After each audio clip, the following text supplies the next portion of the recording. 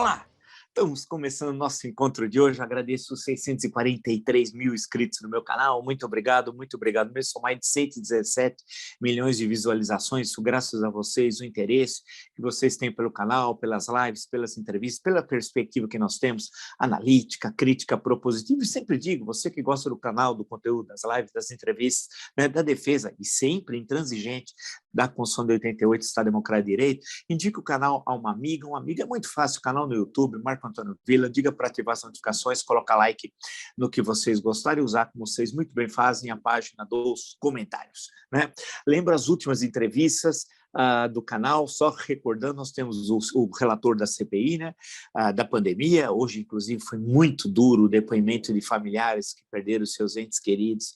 Realmente foi emocionante, muito triste, né? Tem o senador Renan Calheiros falando lá do relatório, né, do que consiste. Temos a entrevista com a doutora Silvia Steiner, que é importantíssima, a juíza brasileira, 2003 a 2016, 13 anos do Tribunal Penal Internacional, explicando questões que são essenciais, inclusive que envolve a questão do relatório, né? E temos também a entrevista com o Rafinha Bastos, que já é uma outra coisa da gente fazer. O que é fazer humor, né? Em tempos de radicalização política. Acho que está bem legal, bem bacana, e temos já uma série de entrevistas já marcadas por decorrer dessa semana, sempre naquele intuito de buscar algumas reflexões originais sobre diferentes pontos de vista, diferentes áreas sobre o Brasil. Criamos o Clube de Membros, eu gosto muito, mas muito mesmo do Clube de Membros. É bem legal, é bem bacana, lá tem todas as informações, vocês clicam do conteúdo exclusivo que a gente produz durante o mês e vai alimentando o Clube de Membros. Cliquem ali que vocês vão ter todas as informações, certamente vocês vão gostar, tenho certeza. Por outro lado, temos no Twitter, vocês podem me seguir pelo Vila Marco Villa, Instagram, @MarcoAntônioVillaOficial, e na plataforma de curso, www.cursodovilla.com.br. Lá vocês encontram todas as informações sobre os 3 cursos que nós estamos oferecendo, ou seja, História Política das Funções Brasileiras, História da Ditadura Militar no Brasil, que é fascismo, www.cursodovilla.com.br. Li todo o noticiário, assisti a emocionante sessão da CPI, tudo muito triste, dos familiares, né? E gozado, o Bolsonaro em momento algum foi falar com o familiar durante todo esse, né, desde o ano passado e esse ano, em momento algum mostrou empatia com a tragédia. É um criminoso, um assassino, né, que nós temos na presidência da República. E ele, se assim, simplesmente, eu já entendo no sentido de saber quem ele é, um psicopata, um marginal. O duro é a população brasileira que bovinamente aceita tudo isso que está ocorrendo. Isso que é triste, né? Isso é muito triste. E alguns por convicção, isso que é o pior. Eu vou pegar esse gancho daqui a pouquinho. Tem todo o noticiário, hoje ainda está todo mundo, claro, esperando o relatório, mas pelo jeito o caminho vai ser outro, né? Pelo que aconteceu entre domingo e segunda-feira. A tendência, então, é que o relatório deve ser aprovado na semana que vem. Eu espero, rezo, até comentei hoje no outro encontro ao meio-dia, que a CPI não se perca nesse final. Ela é a CPI mais importante desse século, inegavelmente, fez um brilhante trabalho de investigação. Graças a elas que nós temos vacina, graças à CPI que não temos a Covaxin, tanta corrupção feita pelo governo, graças à CPI que se revelou esse escândalo fantástico de corrupção de um governo assassino, né? Coisas tenebrosas que em outras épocas, quando o Brasil era Brasil, o Brasil uma hora vai acordar, né? Isso nunca ocorreria. Por isso que eu insisti que o relatório da CPI precisa chegar a um acordo do G7 para que seja aprovado o relatório. Se for necessário tirar algumas questões mais polêmicas do relatório em relação a indiciados, não vejo que isso seja uma perda. Ao contrário, o importante é buscar um consenso o mais amplo possível e esse relatório ser publicado na forma de livro. Isso é muito importante, garantir isso em forma de livro, isso circular, isso é extremamente importante para a história, para o futuro, né? E que seja levado aí ao Tribunal Penal Internacional, aos ministérios públicos estaduais, isso é muito importante, ao Ministério Público Federal, às assembleias. Em suma, esse relatório tem de ser amplamente divulgado, porque é uma tragédia que hoje nós vimos na sessão da CPI, quão sofreram os familiares e continuam sofrendo. São mais de 600 mil famílias destruídas por um governo criminoso. Alguém pode dizer assim, mas você está exagerando. Não, lembre-se do Dr. Pedro Halal, da Universidade Federal de Pelotas, né? Entrevistado também no nosso canal. E aquela história, de cada 5 óbitos, 4 poderiam ter sido evitados, 4. Então, nós teríamos hoje, dos mais de 600 mil mortos, cerca de 480 mil a 500 mil brasileiros que poderiam hoje estar com as suas famílias, pais com seus filhos, mães com seus filhos, filhos com seus pais, com suas mães, né? Com todos, com seus netos, avós, toda a família, companheiros de trabalho, tudo isso foi destruído por esse governo criminoso, mas que a justiça lá na frente vai fazer certamente um acerto de contas. E aí, eu estava justamente vendo tudo isso, peguei uma notícia que saiu na Mônica Bergamo, Folha de São Paulo, né, colunista conhecida da Folha de São Paulo, que uma estranha fé, isso pode ser justificado de outras formas, e o será nos próximos dias, preso. Diz a manchete, reitoria da Universidade Federal de Pelotas envia caso de aluna que fez bolo de Hitler para as autoridades policiais. Fotos foram compartilhadas nas redes sociais pela aniversariante, que cursa História, puxa vida, na instituição. Então, diz que um bolo que exibiu um bolo customizado com a imagem de Adolf Hitler na celebração do seu aniversário de 24 anos. As fotos da sobremesa temática foram compartilhadas nas redes sociais pela própria aniversariante, Caroline Gutschnecht, que cursa História na Federal de Pelotas. Aí ela diz uma frase, tem a foto, né, com o Hitler e o bolo dessa aluna de História da Federal de Pelotas. É difícil entender isso daí. O que significa isso? Alguém pode dizer assim que ela fez uma brincadeira. É difícil porque não tem no bolo nenhuma brincadeira, no bolo, na imagem do bolo, nem na postagem que ela fez. Não há absolutamente nada. Mas, independente de versões que ela possa apresentar a posteriori, certamente apresentará à universidade e à sociedade, a universidade, porque certamente a universidade vai abrir, de alguma forma, algum inquérito, alguma coisa para investigar realmente o que é que aconteceu. Mas o que chama atenção nesse fato é algo que eu venho assistindo e conversando com muita gente e olhando momentos da história do Brasil, que é a extrema-direita. A extrema-direita que está presente hoje aqui no Brasil, ela veio para ficar. Antes, ela precisava de intermediários, né? Hoje, ela não mais precisa de intermediários, ela se expõe abertamente. De um lado, você pode lembrar que grupos nazifascistas circulam no Brasil defendendo, por exemplo, a supremacia branca. Inúmeras vezes vocês já viram imagem, eu já recebi, certamente vocês já viram o número 88, né? Em certos locais, e isso não significa que todos são assim, isso é importantíssimo destacar, mas tem pessoas armadas dando tiro de forma esportiva e um número 88, por exemplo, né, que é o símbolo da supremacia branca norte-americana, porque 88, 8 é a 8ª letra do alfabeto, é o H de Hitler, então 2 vezes Heil Hitler, né?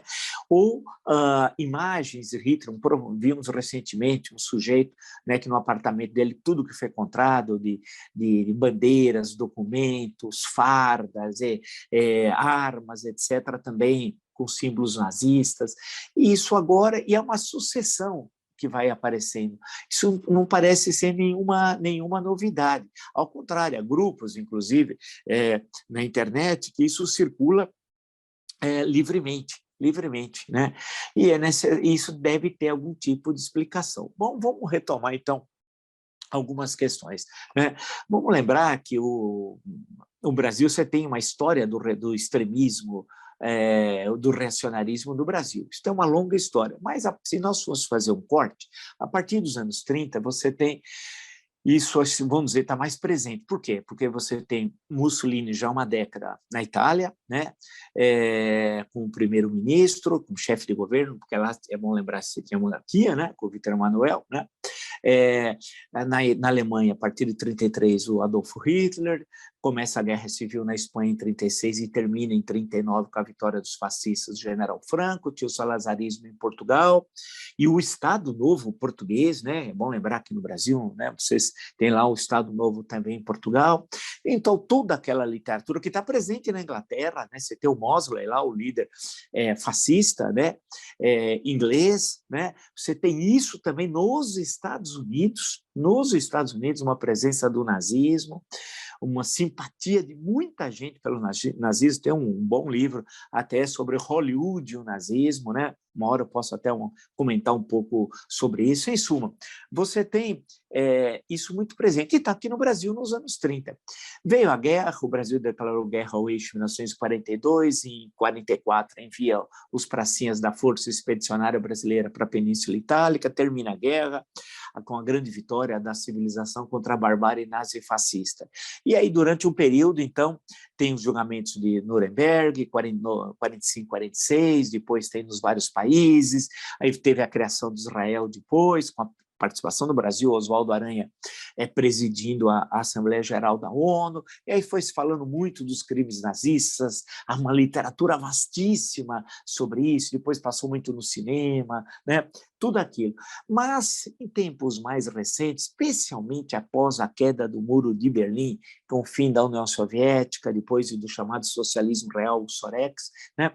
Começou a reaparecer, assim, já tinha antes, mas muito tímido, mas de forma mais presente, o nazifascismo de formas muito nacionais na Europa. Na Europa Oriental, nos antigos países socialistas. No caso da Alemanha, na antiga Alemanha Oriental, que dá uma boa discussão, né? E aí já tínhamos na França esse antissemitismo e o extremismo francês é muito antigo, né? Isso não é nenhuma novidade, e aí vai reaparecendo, né? Na Itália, todo mundo ria do antigo MS, Movimento Social Italiano, que era um partido fascista, ninguém dava importância, e começou a aparecer organizações e partidos de novo formato, especialmente após a Operação Mãos Limpas, né? Tem a Liga, a antiga Liga Norte, depois só Liga, agora tem os Irmãos da Itália, né? Tá, né? A questão do fascismo, portanto, ali presente, alternativa para a Alemanha, no caso da Alemanha, na Hungria, lembrar o Orbán, na Polônia, né? E isso vai indo nos Estados Unidos, em vários estados dos Estados Unidos, a supremacia branca se manifestando, inclusive retirando os eleitores latinos e negros do colégio eleitoral, do registro eleitoral, votando leis agora. Tem muitas sendo votadas, atribuindo a derrota do Trump e a ampliação do eleitorado, então eles excluindo latinos e negros, e isso teve presente no Brasil também, chega a estar muito presente aqui no Brasil. E no nosso caso, hoje esse circuito vem dos Estados Unidos, não vem da Europa, como em certo momento nos anos 1930, não, vem dos Estados Unidos. E isso passa por alguns grupos de sustentação de Jair Bolsonaro, do governo Jair Bolsonaro, especialmente a partir de 1º de janeiro de 2019. Então, essa extrema-direita que está aí, que estava nas motocicletas, parte daquela gentalha, daquela catera, vai nazifascista. E até as manifestações simbólicas, ali você percebe claramente que é tipicamente formas estéticas, né, do nazifascismo, né, presente. E em várias manifestações, defesa de bandeiras reacionárias, extremistas, né, transformação do Bolsonaro em Führer, só que ao invés de Führer e Duce, ele é um mito, né? Ele é um mito. É interessante, o nosso Führer, o nosso Duce é chamado de mito pelos seus seguazes, não vou nem chamar de seguazes, os seus fanáticos, seus pobres coitados, né? Mas essa extrema-direita teve no Bolsonaro referência, mas ela tem vida própria. Hoje mesmo, comentei até, tem no Estadão uma pesquisa de uma pesquisadora da Escola de Sociologia e Política aqui de São Paulo, também levantando isso, mas eu fico pensando um pouco o seguinte, em termos de massa, é muito pequeno ainda.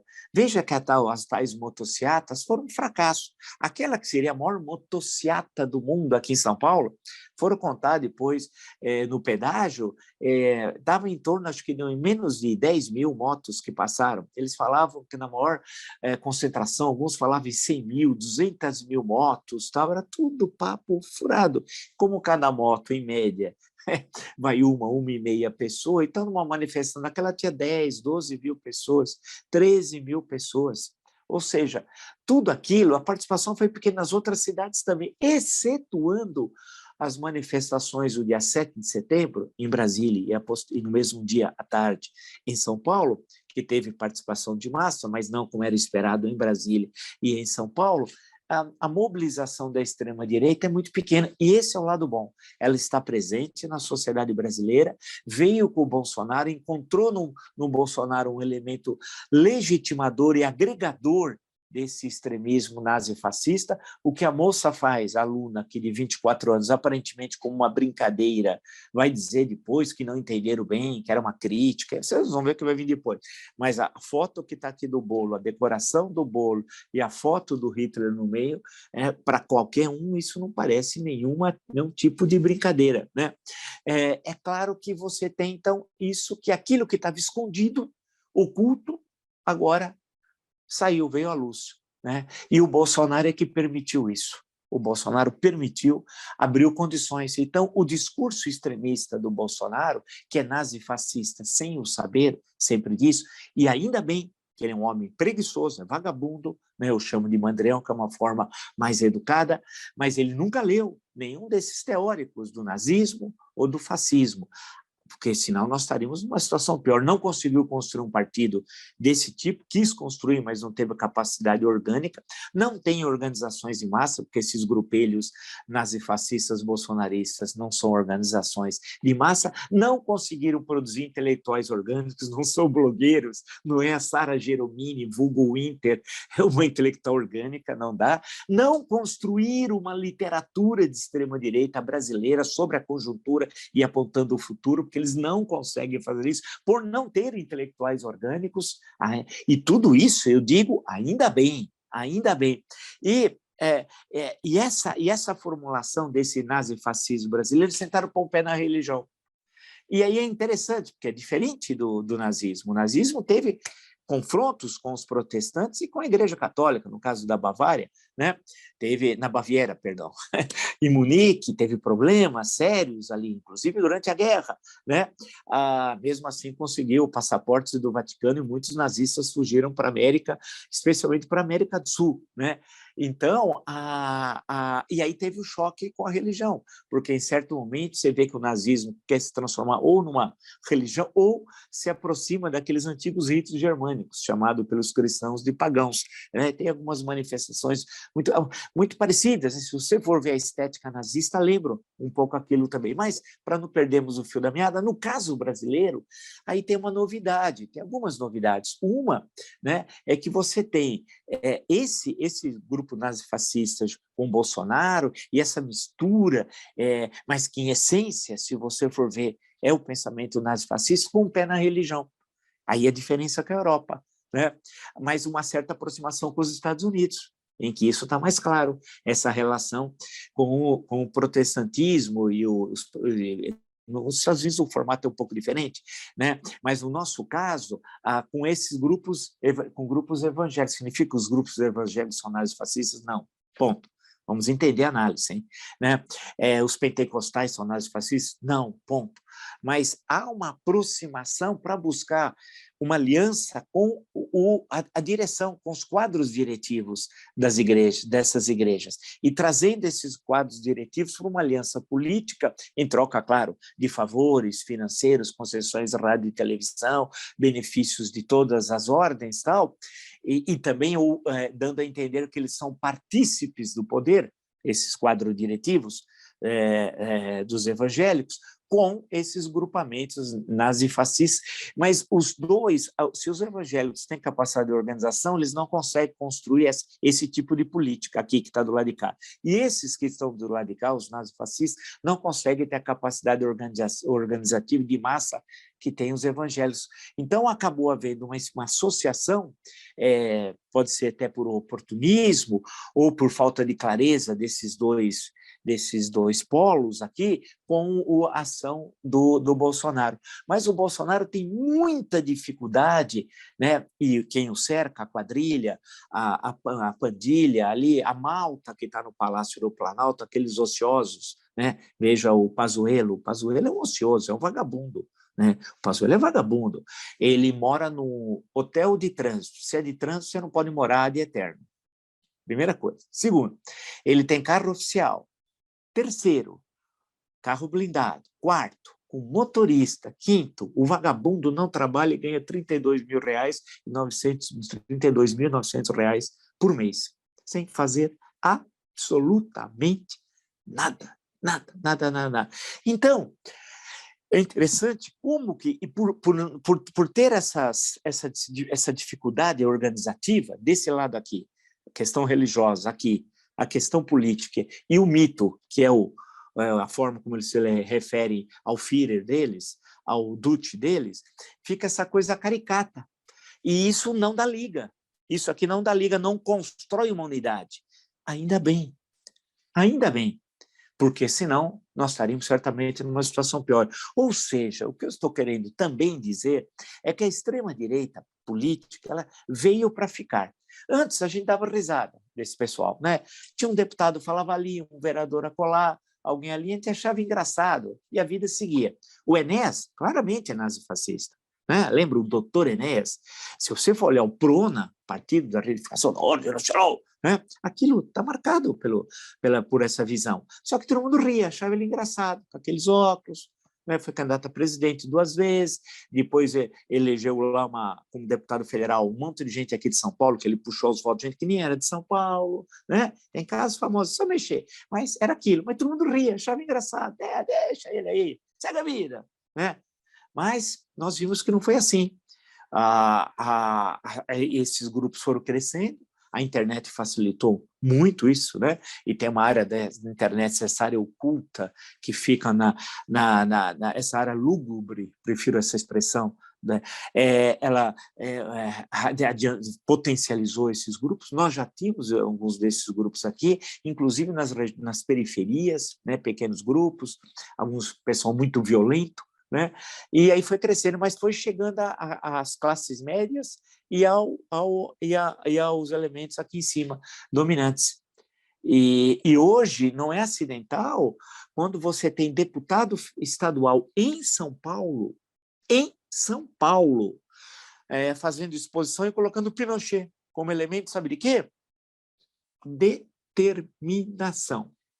Isso, determinação na sua palestra. Sim, Pinochet, símbolo de determinação. Um assassino, corrupto, eu devia dizer a esse pessoal, fala, olha, determinação põe assim, /corrupto, assassino, né? Basta ver o que fez no Chile, no Estado Nacional, as perseguições, assassinatos, a barbárie. Isso está na Assembleia Legislativa de São Paulo. Sim, não estou falando da região sul. Né? Claro que tem presença isso na região sul. A menina aqui é de Pelotas, né? Mas está aqui em São Paulo, deputado. Tem um deputado aqui que atacou o Papa da forma mais vil possível. Atacou falando em pedófilos, ladrões, sem vergonhas. Tem de ser punido. Vamos ver se a Assembleia Legislativa de São Paulo age. Né? Porque essa história de se deixar de lá tem de agir. Né? Tem de agir, porque se não age, esses extremistas vão avançando. Então, nós temos agora uma extrema-direita que veio para ficar. Então, mas ela vai ficar nas bordas da sociedade. Ela vai diminuir de tamanho em 2022. Ela cresceu em 2018 no vácuo da democracia. Isso é interessante. Ou seja, o que eu estou querendo dizer? Os movimentos democráticos de 2015 e 2016, que foram às ruas, colocavam a questão democrática. Esses extremistas estavam lá, nem apareciam. Eles aproveitaram daquilo no momento da eleição, em 18, e entraram no vácuo da defesa da democracia que foi criada e conseguiram eleger seus candidatos. Sim, exatamente, eleger os seus candidatos, que eram nazifascistas, que estão nas assembleias legislativas, que estão lá no Congresso Nacional. Alguns foram eleitos até governadores com essas simpatias, vice-governadores, nós vimos tudo que tem por aí, tanta coisa que a gente andou assistindo, mesmo em Santa Catarina, agora uma questão recente que envolvia a vice-governadora, depois a questão do pai, depois um outro cidadão lá que tinha na piscina a suástica, etc. Podia listar um monte de coisa. Então, assim como o deputado de São Paulo, o deputado pinochetista, tal, né? E por aí vai, e por aí vai. Então, essa extrema-direita ela vai diminuir, ela vai enxugar. Menos da metade, vão eleger menos da metade dos parlamentares, em geral, menos disso. E em 22, e a tendência em 26 diminuir ainda mais. E vai ficar ali com 5%, tal, que são esses, sempre tiveram aí, mas que antes estavam na política através de terceiros, de outros partidos. E puxavam esses partidos, muitas vezes, para tentar que esses partidos ficassem com algumas de suas bandeiras, aquelas menos explicitamente nazifascistas, entende? E muitas vezes esses partidos assumiam essas bandeiras de forma oportunista para ter voto na eleição. Então, agora as coisas ficam mais nítidas. Agora, a questão central é que tem que respeitar o que determina a Constituição. A Constituição é clara sobre racismo, antissemitismo, homofobia, e a defesa que a Constituição Cidadã coloca nos princípios da nossa Constituição. Constituem objetivos fundamentais da República Federativa do Brasil, por exemplo, vamos falar o inciso 1, construir uma sociedade livre, justa e solidária, garantir o desenvolvimento nacional, promover o bem de todos, sem preconceitos de origem, raça, sexo, cor, idade e quaisquer outras formas de discriminação. E a República Brasileira tem como princípios independência nacional, prevalência dos direitos humanos, autodeterminação dos povos, não intervenção, igualdade entre Estados, defesa da paz, solução pacífica dos conflitos, repúdio ao terrorismo e ao racismo, cooperação entre os povos para o progresso da humanidade e a concessão de asilo político. Bem, a Constituição, portanto, a Constituição Cidadã, tão bem definida pelo doutor Ulisses, isso aqui está muito claro, né, os seus princípios, sua ação.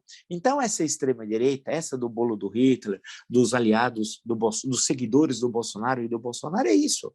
E o Bolsonaro, nossa vantagem, insisto, a nossa sorte, se assim preferirem, acho que é até melhor, é que ele não conseguiu. E eu tenho sido analiticamente batendo nessa tecla, porque quando a gente faz análise desse tipo, é diferente das análises acadêmicas, você precisa reforçar a todo momento, né? Ou seja, ele não conseguiu se construir como líder de massa, porque ele não tem a articulação mínima de um líder de massa, né, de um líder nazifascista, ele não consegue fazer isso, né, por ter problemas cognitivos, um vocabulário restrito, é preguiçoso, vagabundo, não lê e tal, né? Isso primeiro. Segundo, não conseguiu construir um partido político que fosse um partido de massas, não conseguiu construir organizações de massa, não teve condições, portanto, e é tudo consequência de ter intelectuais orgânicos, não conseguiu construir uma literatura que sustentasse o seu nazifascismo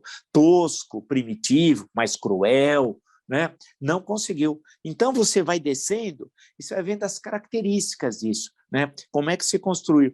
Os seus fanáticos, ao intitulá-lo de mito, é a forma, é a tradução brasileira da época, da terceira década desse século, de Dutti, né? Isso, segue o que a figura do Hitler, né? É como se fosse aqui a nossa, do Hitler, do Mussolini, entenda-se, né?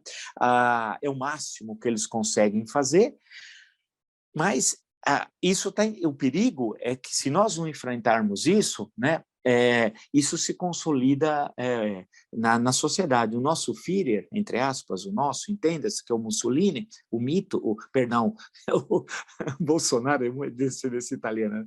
É o Bolsonaro, o nosso dos bolsonaristas, o mito é isso. Quer dizer, então, se você, portanto, tem essa estrutura, que não se enraiza. Agora, se a gente demorar, os democratas republicanos e o Estado Democrático de Direito, de enfrentar, você corre o risco de as sementes se enraizarem.